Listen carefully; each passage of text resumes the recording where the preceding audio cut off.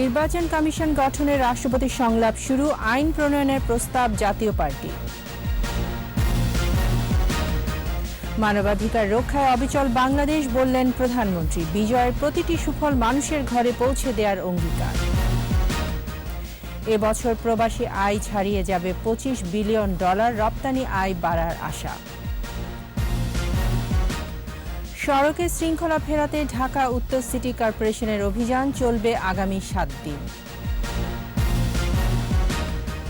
বিভিন্ন স্থানে সারে কৃত্রিম সংকট সৃষ্টির অপতৎপরতা, কৃষকদের জিম্মি করে বাড়তি অর্থ আদায়।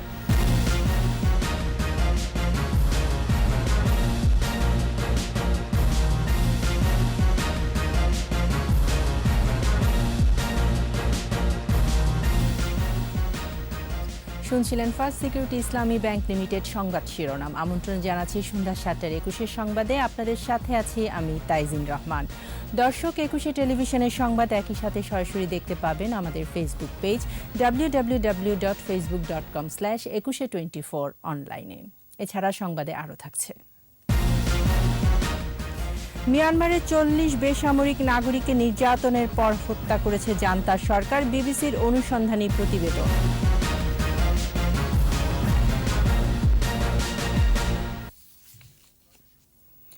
নির্বাচন কমিশন গঠনে শুরু হলো রাষ্ট্রপতির সংলাপ। বঙ্গভবনের প্রধান বিরোধী দল জাতীয় পার্টিকে দিয়ে শুরু হয় সংলাপে অংশ নিতে বিকেলে জাতীয় পার্টির চেয়ারম্যানের নেতৃত্বে 8 সদস্যের দল নিয়ে বঙ্গভবনে প্রবেশ করেন। প্রায় 2 ঘণ্টা আলোচনার পর বঙ্গভবন থেকে বের হয় জাতীয় পার্টির প্রতিনিধি দল। নির্বাচন কমিশন গঠন নিয়ে রাষ্ট্রপতির কাছে 5 সদস্যের সার্চ কমিটির নাম প্রস্তাব করেছে জাতীয় পার্টি। একই সঙ্গে নির্বাচন কমিশন গঠনে আইন করারও প্রস্তাব দেওয়া হয়েছে বলে জানালেন দলের চেয়ারম্যান GM কাদের।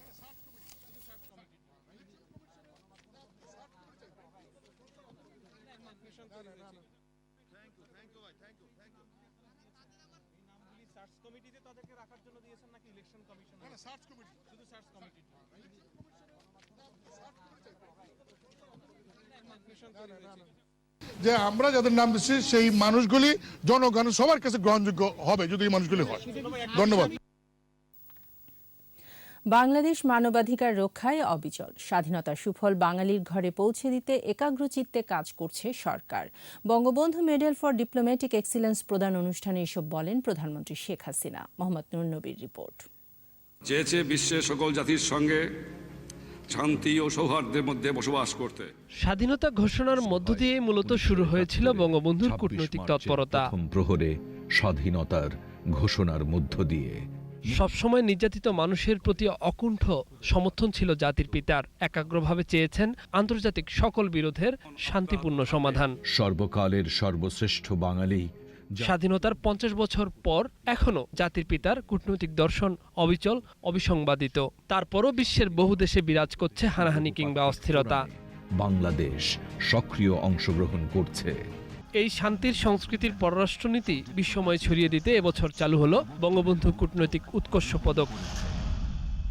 শান্তিপূর্ণভাবে সমুদ্র সীমানা বিজয়ে অবদান রাখায় অবসরপ্রাপ্ত রিয়াল অ্যাডমিরাল মোহাম্মদ খোরশেদ আলম এবং সমবাজার উন্নয়নে বিশেষ অবদানের জন্য সংযুক্ত আরব আমিরাতের সাবেক রাষ্ট্রদূত সাইফ মোহাম্মদ আল মেহেরি এই পুরস্কার পান।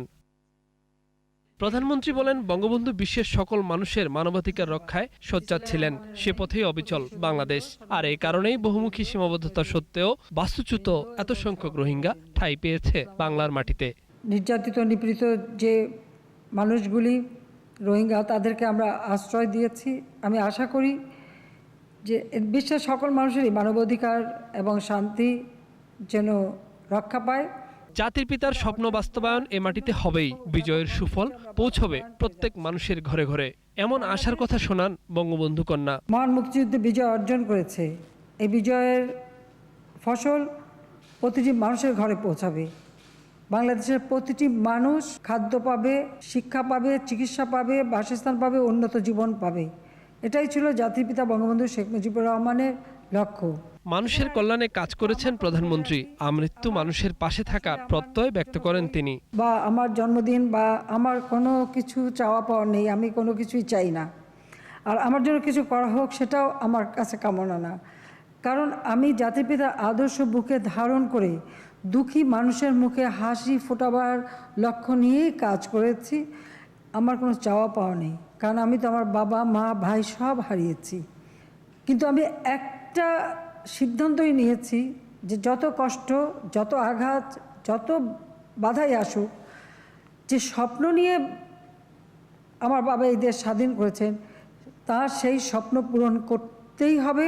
নিজের ৭৫তম জন্মদিনে বিশিষ্ট লেখকদের লেখার সংকলন শেখ হাসিনা বিমুগ্ধ বিস্ময় বইয়ের মোড়ক উন্মোচন করেন প্রধানমন্ত্রী শেখ হাসিনা।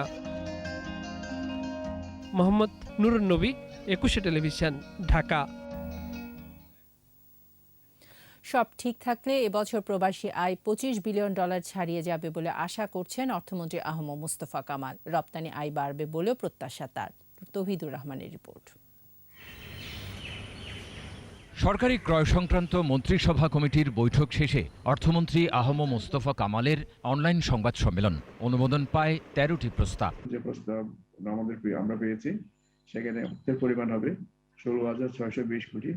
অর্থমন্ত্রী জানান, প্রবাসী আয়ের বিদ্যমান ধারা অব্যাহত থাকলে এবছর রেকর্ড রেমিটেন্স পাবে বাংলাদেশ, ছাড়িয়ে যেতে পারে $25 বিলিয়ন। ঈদের যে রেমিটেন্সটা আমরা প্রত্যাশা করছি, যদি সেটা আমরা পেয়ে যাই তাহলে আমরা এই বছর আমরা আশা করি $25 বিলিয়ন আমাদের রেমিটেন্স এই খাত থেকে আমরা অর্জন করতে পারবো। রপ্তানি আয় নিয়েও বড় আশার কথা শোনালেন অর্থমন্ত্রী। এই বছরের নভেম্বর এবং গত বছরের নভেম্বর তুলনামূলকভাবে দেখা যাবে যে 31 আমাদের এখানে 31% এক মাসে আমাদের গ্রোথ হয়েছে। আমাদের যেভাবে এগুচ্ছে আমরা বিশ্বাস করি আমাদের প্রায় $47-48 বিলিয়ন এই বছর আমাদের এক্সপোর্ট হবে। বিশ্বব্যাংক, IMF সহ উন্নয়ন সহযোগীদের পূর্বাভাস যাই থাকুক, প্রবৃদ্ধির লক্ষ্যমাত্রা অর্জন সম্ভব হবে বলে আশাবাদী তিনি। ওয়ার্ল্ড ব্যাংক এবং IMF সবসময় তারা একটু কনজারভেটিভ, এবং সেখান থেকে এখন লেটেস্ট যে ফিগার 6.6%, এটা কিন্তু একটু বেশি। তো আমার এতে বিশ্বাস হয় যে আমাদের 7.2% পর্যন্ত আমরা এগোতে পারবো। তৌহিদুর রহমান, একুশে টেলিভিশন, ঢাকা। সড়ক দুর্ঘটনা রোধ, অতিরিক্ত ভাড়া আদায়, ফিটনেস ও রুট পারমিট সহ নানা অনিয়মের বিরুদ্ধে অভিযানে নেমেছে ঢাকা উত্তর সিটি কর্পোরেশন। সঙ্গে আছে বিআরটিও। সকাল থেকে শুরু হওয়া এই যৌথ অভিযানে অতিরিক্ত ভাড়া আদায় ও রুট পারমিট না থাকায় বেশ কয়েকটি পরিবহনের বিরুদ্ধে ব্যবস্থা নেওয়া হয়। এই অভিযান চলবে আগামী 7 দিন। বিস্তারিত সাইদুল ইসলামের রিপোর্টে। রাজধানীর সড়কে নেই শৃঙ্খলা, দুর্ঘটনা যেন নিত্যদিনের ঘটনা। শৃঙ্খলা ফেরাতে মাঠে নেমেছে ঢাকার 2 সিটি কর্পোরেশন। 26 ডিসেম্বর থেকে 2 সিটির উদ্যোগে সড়কে নামবে নগর পরিবহন। আর এর আগে শুরু হয়েছে ফিটনেসবিহীন যানবাহনের বিরুদ্ধে অভিযান। মানিক মিয়া এভিনিউতে প্রমাণ মিলে অতিরিক্ত ভাড়া আদায়ের। নির্ধারিত ভাড়ার চেয়ে 5 থেকে 10 টাকা বেশি নেয় জরিমানা করা হয় কয়েকটি পরিবহনকে।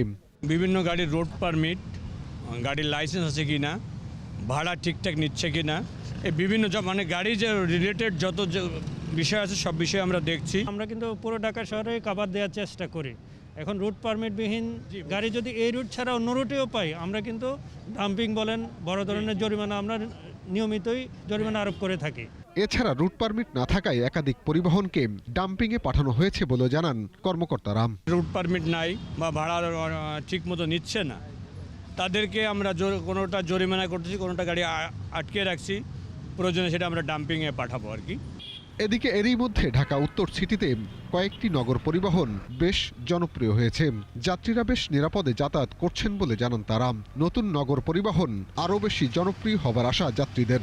পাবলিক ট্রান্সপোর্টে থেকে, কিন্তু পাবলিক ট্রান্সপোর্টে এই যে মানুষের ধাক্কাধাক্কি, তারপর মহিলাদের সিট না পাওয়া, এরকম একটা ঝামেলা থেকেই যায়। এইটাকে কেন্দ্রীকরণ করা একটা সিস্টেমের আন্ডারে আনা উচিত। সাধারণত যে লোকাল বাসগুলো হয় সেগুলো থেকে তো অবশ্যই ভালো, কিন্তু ভাড়াটা একটু বেশি। ভ্রাম্যমাণ আদালতের মাধ্যমে যাত্রী চালক সহ সাধারণ মানুষের মাঝে সচেতনতা বৃদ্ধিতে স্টিকার ও লিফলেট বিতরণ করা হয়। সাইদুল ইসলাম, একুশে টেলিভিশন, ঢাকা।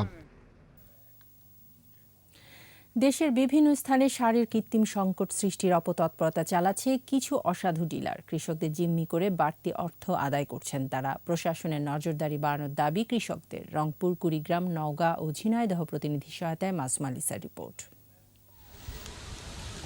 রংপুরে আলু চাষের ভরা মৌসুমে টিএসপি, পটাশ, এমওপি ও ডিএপি সারের কৃত্রিম সংকট সৃষ্টির পায়তারা করছে কিছু অসাধু ডিলার। বাড়তি দামে সার বিক্রির মাধ্যমে কোটি কোটি টাকা হাতিয়ে নেওয়ার অভিযোগ তাদের বিরুদ্ধে। সব ধরনের সারে প্রতি বস্তায় কৃষকদের বাড়তি দিতে হচ্ছে প্রায় 500 টাকা। মানে বাজারে বর্তমান দেখা যায় দোকানে কোনো সারে নেই টেমে। এখন যদি আমাদের দরকার সেটা আমরা 1200 টাকা দিয়ে নেওয়া হয়েছে। তবে ডিলারদের দাবি নির্ধারিত মূল্যেই সার বিক্রি করছেন তারা। 10-12 দিন একটু সংকট ছিল ওই যানবাহনের জন্য, এখন স্বাভাবিক সরকারি রেট। আলু ও সবজি আবাদকে কেন্দ্র করে কুড়িগ্রামে প্রতি বস্তা টিএসপি ও এমওপি সারে 2 থেকে 400 টাকা বেশি নেওয়া হচ্ছে। প্রমাণ আড়াল করতে কৃষকদের দেয়া হচ্ছে না রসিদ। ডিলারদের দাবি সরবরাহ কম, তবে বাড়তি দাম নেওয়া হচ্ছে না। ডিএপি বরাদ্দ আছে, সেই মালটা যখন তুলবো আমরা স্বাভাবিক বাজারে আসে যাবে। আমরা কোনো রকম সার আমার ডিলারেরা বেশি দরে বিক্রি করতেছে না। সার বিক্রিতে অসঙ্গতি থাকলে দ্রুত পদক্ষেপ নেওয়ার আশ্বাস কৃষি বিভাগের।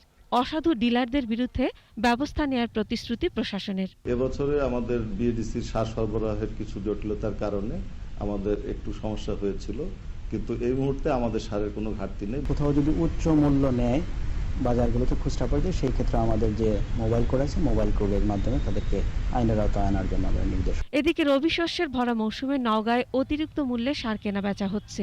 দাম বৃদ্ধির জন্য খুচরা ব্যবসায়ীরা দায়ী করছেন ডিলারদের। ফসফেট নিচ্ছে আপনার 1500 টাকা বস্তা, ডিএপি 150 আছে, 180 আছে। ধারাপতি আপনার হলো 10 টাকা 15 টাকা বেশি দিয়ে কিনা লাগছে, তাও সংকট। চাষবাস করতে অনেক কষ্ট, সব দিয়ে ঠিয়ে মনে কর কিছুই টিকে না। আমরা যদি মেমো চাই, মেমো দিতে চায় না তারা, কয় না মেমো নাই। সারের বাড়তি দাম নেয়ার অভিযোগ ঝিনাইদহেও। ন্যায্য মূল্য নিশ্চিতে প্রশাসনের নজরদারি বাড়ানোর দাবি কৃষকদের। মাসুম আলিসা, 21 টেলিভিশন। এবার আমাদের বিশেষ আয়োজন বাংলাদেশের 50।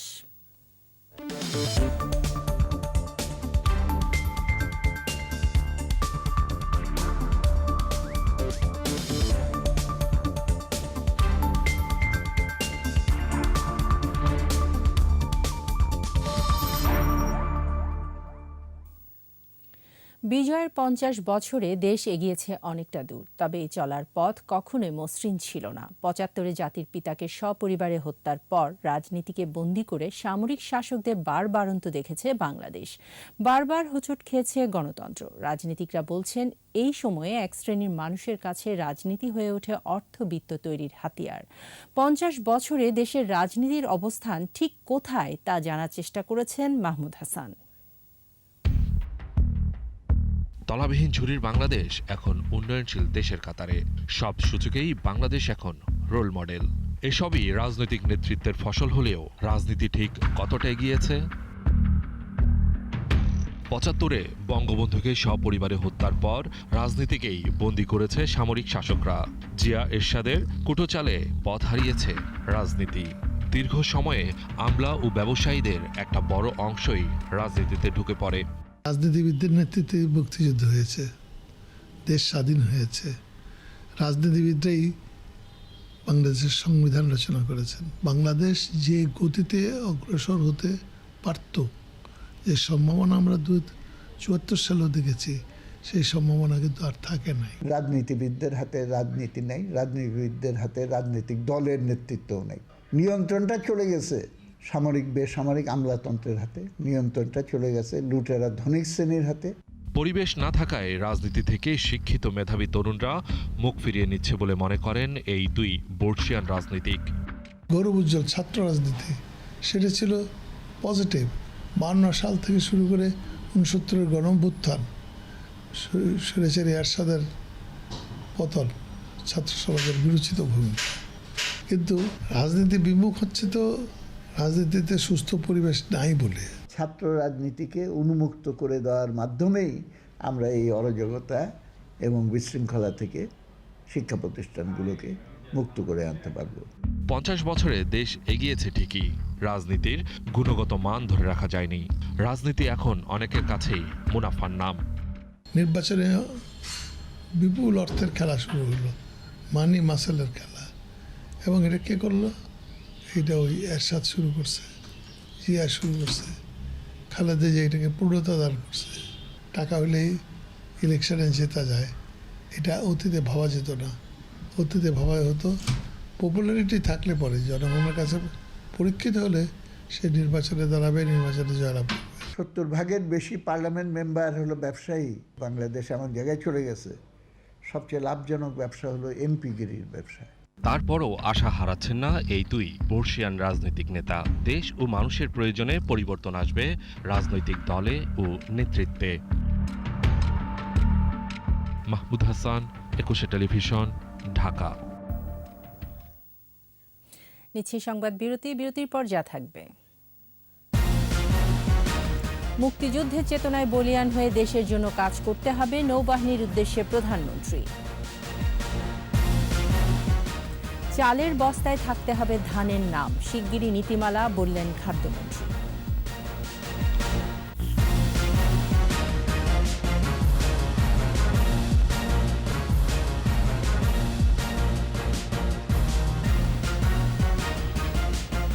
আবারও আমন্ত্রণ সন্ধ্যা 7:21 সংবাদে।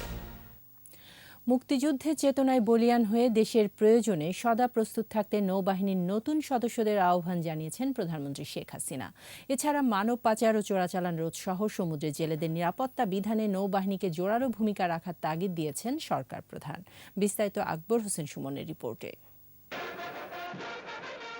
চট্টগ্রাম নেভাল একাডেমিতে মিডশিপম্যান 2019 আলফা ও ডিইও 2021 ব্রাভো ব্যাচের শীতকালীন রাষ্ট্রপতি কুচকাওয়াজ অনুষ্ঠান। গণভবন থেকে ভার্চুয়ালি যুক্ত হন প্রধানমন্ত্রী শেখ হাসিনা। বাহিনীর সুসজ্জিত প্যারেড স্কোয়াড রাষ্ট্রীয় সম্মান জানায় প্রধানমন্ত্রীকে। প্রধানমন্ত্রী তাঁর বক্তব্যে পেশাদার, দক্ষ ও উন্নত সশস্ত্র বাহিনী গড়ে তুলতে বঙ্গবন্ধুর অবদান তুলে ধরেন। বাংলাদেশের ভূ রাজনৈতিক, অর্থসামাজিক দৃষ্টিকোণ থেকে দেশের জলসীমার সার্বভৌমত্ব রক্ষা এবং সমুদ্র সম্পদের গুরুত্ব অনুধাবন করে তিনি যখন বাঙালি জাতির স্বাধিকার আদায়ের যে আন্দোলন, 6 দফা আন্দোলন ঘোষণা করেছিলেন, সেই 6 দফার ভিতরেও পাকিস্তানি শাসকদের কাছে আমাদের এটাই দাবি ছিল যে নৌবাহিনীর হেডকোয়ার্টার এই পূর্ববঙ্গে অর্থাৎ এই বাংলাদেশেই হবে। সমুদ্র সীমা অধিকার আদায়ে 75 পরবর্তী ক্ষমতাসীনদের উদাসীনতার সমালোচনা করেন বঙ্গবন্ধু কন্যা। 1975 সালে 15ই আগস্ট জাতির পিতা বঙ্গবন্ধু শেখ মুজিবকে হত্যার পর যারা ক্ষমতা এসেছিল তারা এ বিষয়ে কোনো পদক্ষেপই কখনো গ্রহণ করে নাই, বা সমুদ্র সীমা আমাদের যে অধিকার আছে সে বিষয়টাও কোনোদিন তুলে ধরেনি। 96 সালে সরকার আসার পর আমরা এই বিষয়টা লক্ষ্য করে আমাদের কিছু পদক্ষেপ নিয়েছিলাম। দেশের প্রয়োজনে সদা প্রস্তুত থাকতে বাহিনীর তরুণ সদস্যদের প্রতি আহ্বান জানান প্রধানমন্ত্রী। কর্মজীবনে মুক্তিযুদ্ধের চেতনায় বলিয়ান হয়ে দেশ মাতৃকার সার্বভৌমত্ব নিরাপত্তা রক্ষার্থে তোমরা নিরলসভাবে কাজ করে যাবে বলে আমি বিশ্বাস করি। সততা, সঠিক নেতৃত্ব ও আত্মত্যাগের মঞ্চে বলিয়ান হয়ে সেনা ও বিমান বাহিনীর সদস্যদের সাথে কাঁধে কাঁধ মিলিয়ে দেশের প্রয়োজনে সদা প্রস্তুত থাকতে হবে। দেশ ও জাতির সেবায় সন্তানদের আত্মনিয়োগে অভিভাবকদের পরামর্শ দেন সরকার প্রধান। আপনারা দোয়া করবেন যেন আপনাদের ছেলে মেয়েরা বাংলাদেশের একজন গর্বিত সন্তানে পরিণত হয়ে দেশ ও জাতির সেবায় আত্মনিবেদন করতে পারে। Akbar Hossain Sumon, 21 television, Dhaka. BNP chairperson Khaleda জিয়াকে বিদেশে নিয়ে উন্নত চিকিৎসা দেওয়ার নির্দেশনা চেয়ে হাইকোর্টে রিট দায়ের করা হয়েছে। সোমবার হাইকোর্টের সংশ্লিষ্ট শাখায় সুপ্রিম কোর্টের আইনজীবী ইউনুস আলী আখন্দ রিটটি দায়ের করেন। রিট আবেদনে ফৌজদারি কার্যবিধি আইনের 401 ধারার 1 উপধারা এবং সংবিধানের 11, 28, 32 ও 49 অনুচ্ছেদের বর্ণনা তুলে ধরা হয়েছে। স্বরাষ্ট্র মন্ত্রণালয় সহ সংশ্লিষ্টদের রিটে বিবাদী করা হয়েছে। আবেদনটি বিচারপতি মামনুন রহমান ও বিচারপতি খন্দকার দিলিরুজ্জামানের সমন্বয়ে গঠিত হাইকোর্ট বেঞ্চে শুনানির জন্য উপস্থাপন করা হবে বলে জানিয়েছেন রিটকারী আইনজীবী। সম্পূর্ণ মানবিক কারণে তার বিদেশে চিকিৎসার জন্য, যেহেতু তার চিকিৎসা দেশে নাই, সংবিধানের অনুচ্ছেদ প্রস্তাবনা অনুচ্ছেদ 11, 28 অনুচ্ছেদ অনুযায়ী আমি মানবাধিকার রক্ষায় এই রিটটি করেছি। মিনিকেট ও নাজিরশাইল নামে কোনো ধান নেই। অন্য জাতের ধানকে মেশিনে কেটে চালানো হয় এই নামে, দামও বাড়ানো হয় বিপুল। তবে এই ফাঁকি রোধে এবার নীতিমালা হচ্ছে। খাদ্যমন্ত্রী সাধন চন্দ্র মজুমদার বলেছেন, মিনিকেট ও নাজিরশাইল গায়ে ধানের নাম উল্লেখ থাকতে হবে। মফিউর রহমানের রিপোর্ট। সমতল ভূমির এই দেশে রয়েছে হাজারো জাতের ধান। কোনোটার চাল মোটা, কোনোটা সরু, আবার কোনোটা একটু মাঝারি প্রকৃতির। বাজারে সবচেয়ে বেশি চাহিদা চিকন চালের। এ সুযোগে মিল মালিকরা চিকন চাল তৈরির জন্য বসিয়েছে নানা কাটিং মেশিন। এসব মেশিনে মোটা চাল কেটে চিকন করে বাজারে বেশি দামে বিক্রি করা হয়। দেয়া হয় নানা মাত্রার রাসায়নিক ওয়াশ। এইসব ঠেকাতে তৈরি হচ্ছে নীতিমালা। সচিবালয়ে সংবাদ সম্মেলনে খাদ্যমন্ত্রী বলেন, মিনিকেট নাজিরশাইল নামে কোনো ধানের অস্তিত্বই নেই। মোটা চাল কেটে এসব নামে বিক্রি করা হয়। এখন থেকে এসব নামের চালের বস্তার গায়ে মূল জাতের ধানের নাম উল্লেখ থাকতে হবে। অরিজিনালি মিনিকেট ধান নাই, ইভেন নাজিরশাইল বলেও ধান নেই। সিস্টেমও নাই, মনিটরিংও নাই, এবং আমাদের কোনো নীতিমালাও নাই, এবং আমাদের কোনো রেটও নাই। জিরাশাইল, সম্পাকাটারি এ দুই ধানই মিনিকেট চাল হিসেবে বিক্রি হচ্ছে। এছাড়া 28-29 কেও মিনিকেট বা নাজিরশাইল বলে চালাচ্ছে ব্যবসায়ীরা। সাদা চকচকে চাউলে কোনো পুষ্টি নাই, আপনার লাল চাল খান। আমরাও কিন্তু তখন কিন্তু ওই মিলাররাই কিন্তু লাল চাল তৈরি করবে, আর কিন্তু চকচক করবে না, ওটা ছোটও করবে না, তখন কিন্তু লাল অংশটাই রাখার চেষ্টা করবে তারা। খাদ্যে স্বয়ংসম্পূর্ণ হওয়ার পরও চাল আমদানির বিষয়ে মন্ত্রী বলেন, বাড়তি নিরাপত্তার জন্যই চাল আমদানি করা হয়। এছাড়া পরিবহন ব্যয় বাড়ার কারণে চালের দাম কিছুটা বেড়েছে। বেসরকারি আমদানির জন্য এই জন্যই অর্ডারটা দিই, যাতে ব্যবসায়ীরা স্টক করার মতো বা আমাদেরকে ব্যাকাদা ফেলার মতো কোনো পজিশন না করতে পারে। খাদ্যদ্রব্যের বাজার মূল্য অর্থনীতির সাথে সামঞ্জস্যপূর্ণ রয়েছে বলেও জানান খাদ্যমন্ত্রী। আমরা কিন্তু চাল রপ্তানিও করি। মফিউর রহমান, 21 টেলিভিশন, ঢাকা। উত্তরাঞ্চল সহ দেশের বিভিন্ন জেলায় জেঁকে বসছে শীত। ঘন কুয়াশা আর ঠান্ডা বাতাসে ব্যাহত হচ্ছে স্বাভাবিক জনজীবন। বেশি বিপাকে নিম্ন আয়ের মানুষ, বাড়ছে শিশু রোগীর সংখ্যা। কুয়াশার কারণে সড়কে ঘটছে দুর্ঘটনা। চুয়াডাঙ্গায় আজ সর্বনিম্ন তাপমাত্রা 7 ডিগ্রি সেলসিয়াস। প্রতিনিধিদের সহায়তায় আরও জানাচ্ছেন মাসুম আলিসা। চুয়াডাঙ্গায় শীতের তীব্রতা বেড়ে গেছে। সর্বনিম্ন তাপমাত্রা 7 ডিগ্রি সেলসিয়াস রেকর্ড করা হয়েছে। পঞ্চগড়ের তেঁতুলিয়ায় সর্বনিম্ন তাপমাত্রা রেকর্ড করা হয়েছে 8.8 ডিগ্রি সেলসিয়াস। হিমেল বাতাসের সাথে ঘন কুয়াশা। রংপুর অঞ্চলে বেড়েছে শীতের তীব্রতা। হতদরিদ্র সহায় সম্বলহীন মানুষ শীতবস্ত্রের অভাবে মানবেতর দিন কাটাচ্ছে। রংপুর আবহাওয়া অফিস বলছে 2 থেকে 3 দিনের মধ্যে তাপমাত্রা 10 ডিগ্রি সেলসিয়াসের নিচে নেমে আসবে। ঠান্ডার মধ্যে একদম অতিরিক্ত ঠান্ডা পড়তেছে, হাত পা একদম শিরশির করতেছে, কোকড়া লাগে আসতেছে, বুকে ঠান্ডা লাগে, হাত পায়ে ঠান্ডা লাগে, সর্দি কাশ। ঠাকুরগাঁওয়ে উত্তরের হিমেল বাতাসের সাথে শীতের তীব্রতা বেড়ে চলেছে। সঙ্গে পাল্লা দিয়ে বাড়ছে শীতজনিত রোগ। সদর হাসপাতালের শিশু ওয়ার্ডে গড়ে প্রতিদিন 2 শতাধিক শিশু চিকিৎসাধীন থাকছে। হঠাৎ করে পাতলা পায়খানা, বমি হচ্ছিল। আজকে সকালবেলা আসছি আমরা।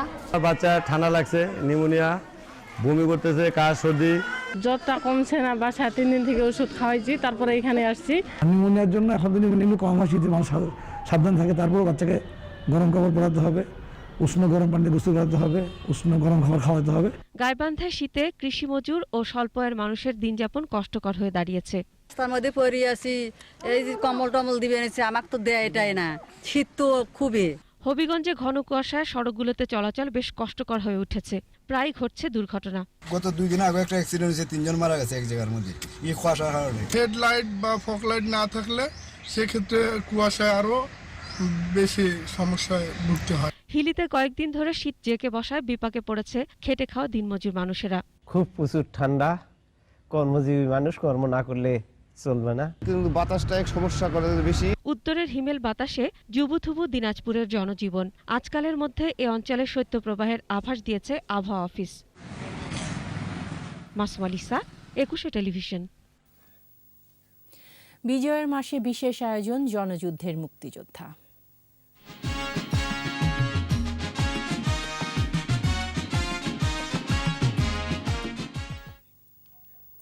৭১-এর মুক্তিযুদ্ধ বাঙালি জাতির অনন্য স্মারক। লাশের ধ্বংসস্তূপ থেকেই এ মাসে উদিত হয়েছিল স্বাধীনতা সূর্য। আগুন ঝরা যুদ্ধ দিনের কথায় ঢাকার বীর মুক্তিযোদ্ধা আনোয়ার হোসেন পাহাড়ী বীর প্রতীকের কাছ থেকে তুলে এনেছেন আহমেদ বাবু।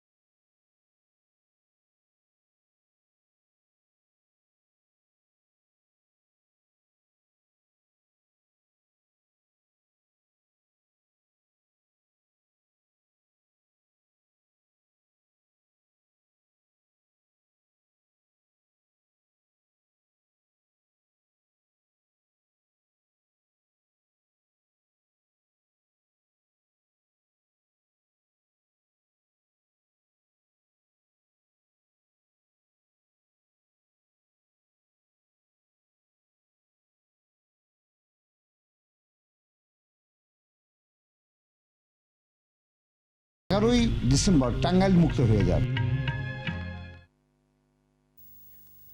নিচ্ছে সংবাদ বিরতি, যখন ফিরছি তখন থাকবে। রংপুর মেডিকেলে আগুনে আহত অন্তত অর্ধশত রোগী, শয্যাসহ কয়েকটি কক্ষ ক্ষতিগ্রস্ত। মধ্যপ্রাচ্যে ভুল মার্কিন হামলায় 1 দশকে সহস্রাধিক নিরীহ মানুষের মৃত্যু, পেন্টাগনের গোপন নথি প্রকাশ।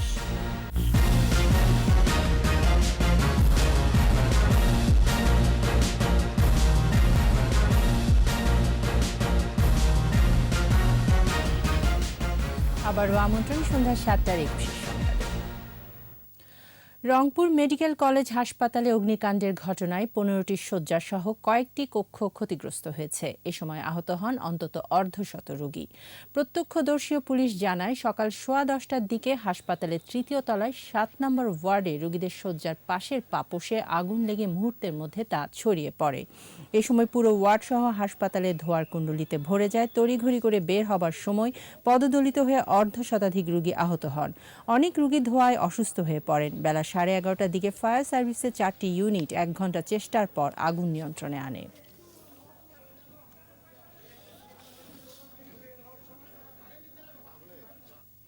এবার আমাদের বিশেষ আয়োজন আমার বাংলা।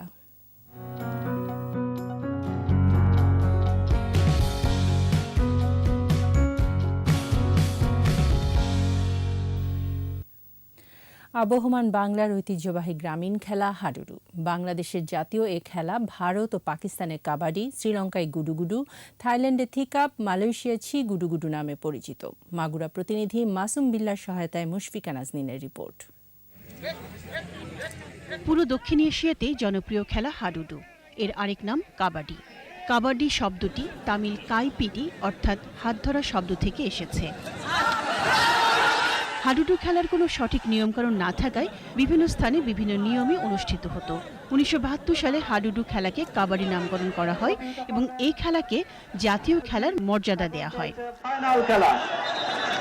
ধারণা করা হয় যে প্রাগৈতিহাসিক যুগে মানুষ খাবার সংগ্রহের পাশাপাশি নিজেদের অস্তিত্ব রক্ষার জন্য দলীয়ভাবে শিকার করতে যেত। তখন তারা বন্যপ্রাণীর আক্রমণ থেকে নিজেদের রক্ষা করার কিছু কৌশল শিখেছিল। তখনই কাবাডির সূচনা। আগে শুধু গ্রামগঞ্জে এই খেলার প্রচলন ছিল। বর্তমানে জাতীয় ও আন্তর্জাতিক পর্যায়ে খেলাটির চল রয়েছে। খেলাতে 2টি দল থাকে, প্রতি দলে খেলোয়াড় থাকে 12 জন। হাডুডু খেলার মাঠের মাপ 42 ফুট লম্বা ও 27 ফুট চওড়া। মাঠের ঠিক মাঝখানে দাগ কেটে 2 ভাগে ভাগ করা হয়। এর প্রতিটি ভাগকে বলে কোট। খেলাটি খেলতে প্রয়োজন হয় তীক্ষ্ণ বুদ্ধি, সুচতুর কায়দা, দীর্ঘস্থায়ী দম ও সঠিক সিদ্ধান্ত। 1974 সালে ভারত ও বাংলাদেশের মধ্যে প্রথম কাবাডি টেস্ট বাংলাদেশে অনুষ্ঠিত হয়। হারিয়ে যেতে বসা বাংলাদেশের জাতীয় খেলা হাডুডুকে বর্তমান প্রজন্মের কাছে তুলে ধরতে মাগুরায় আয়োজন করা হয় হাডুডু খেলা।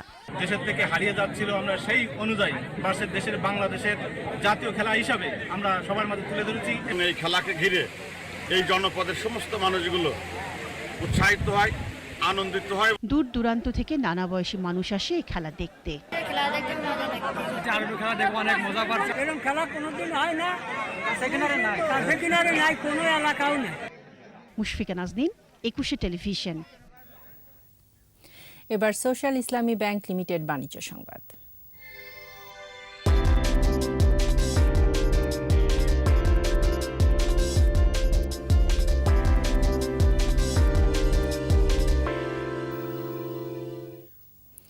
চট্টগ্রাম নগরের জামাল খান এলাকায় আল আরাফা ইসলামী ব্যাংক লিমিটেডের 200তম শাখার উদ্বোধন হয়েছে। সোমবার বেলা 11:30টায় ব্যাংকটির চেয়ারম্যান আলহাজ সেলিম রহমান প্রধান অতিথি হিসেবে উপস্থিত থেকে শাখাটির উদ্বোধন করেন। এতে বিশেষ অতিথি হিসেবে উপস্থিত ছিলেন ব্যাংকটির ইসি চেয়ারম্যান আলহাজ আব্দুস সামাদ লাবু। অনুষ্ঠানে আরও উপস্থিত ছিলেন ইসি ভাইস চেয়ারম্যান আলহাজ আব্দুস সালাম, পরিচালক বদিউর রহমান। অনুষ্ঠান পরিচালনা করেন senior executive vice president engineer Mohammad Habibullah. শুভেচ্ছা বক্তব্য দেন জোনের প্রধান মোহাম্মদ আজম।